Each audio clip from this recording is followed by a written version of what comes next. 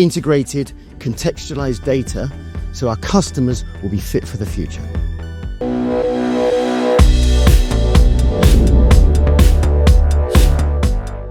What does it mean to be AI ready?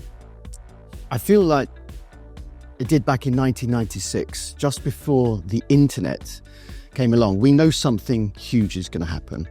Then I don't think we quite understood how big the impact would be. We're at exactly that same point now with AI. And we're digitally native, so we know that technologies that are coming are going to be powerful. In our industry, to adopt those, to integrate them and to get value from them, our customers have to have their data clean and ready. With Tetra Pak Factory OS, that's exactly what we deliver.